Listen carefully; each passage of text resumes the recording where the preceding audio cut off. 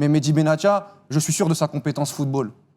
Il faut parler 10 minutes avec lui pour comprendre, encore une fois, que... Et Longoria aussi. Non, mais voilà, la compétence est comme De Zerbi. C'est des mecs qui sont ultra compétents footballistiquement. Sauf qu'aujourd'hui, le football, c'est terrible. Le football, c'est brutal. Tu peux dormir 2 heures par nuit. Tu peux travailler de manière la plus ardue possible. À un moment donné, il y a les résultats. Ça fonctionne pas. Et surtout, il y a d'autres qualités quand tu es directeur du football. Et moi, je vais dans le sens de Tidjani. C'est qu'aujourd'hui, Mehdi Benatia n'a pas été assez froid par rapport au contexte de l'Olympique de Marseille. C'est que le côté toxique de l'Olympique de Marseille, il s'en est aussi nourri et il y a participé.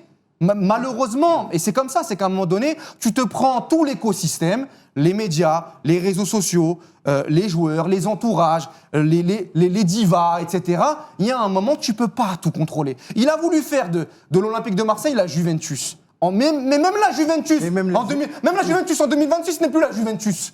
Donc en fait, et encore une fois, ils ont dû passer par des étapes. Exactement. Sauf que c'est pas possible en fait. Il y a un moment donné où tu dois manger ton chapeau. Il y a un moment donné où tu dois comprendre. Il y a un moment donné où tu dois être froid. Et quand t'es sur le devant de la scène, quand ça fonctionne bien, quand ça marche bien, il y a un moment donné tout le monde va dire du bien de toi. Quand ça fonctionne pas, tout le monde va dire du mal de toi. C'est comme ça, c'est changeant. Et les mêmes supporters qui demandent ta démission aujourd'hui ou qui ont demandé ta démission, mais tu gagnes la Coupe de France où tu fais 3e dans 3 mois, ils te diront que t'es le meilleur directeur sportif du monde. C'est comme ça que ça se passe. Quand tu prends les exemples de Luis Campos, on l'a déchiré les 2 premières années au Paris Saint-Germain. Mais ça, juste pour revenir là-dessus, c'est qu'il y a un moment, tu dois te blinder. Tu dois être froid. Tu dois être insubmersible. Et à partir du moment où tu as de l'hyper-émotivité, que tu es dans l'émotion permanente, que tu as des décisions qui... Moi, je pense, encore une fois, on l'a déjà dit cette année, mais l'histoire Rabiot, c'est un point... très très important, un point de bascule. Le documentaire avec Ismaël Koné, quand tu mets en avant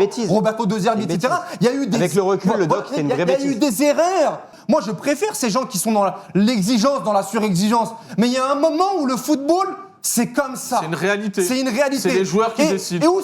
Ou sinon, je terminerai là-dessus, les résultats sont en ta faveur.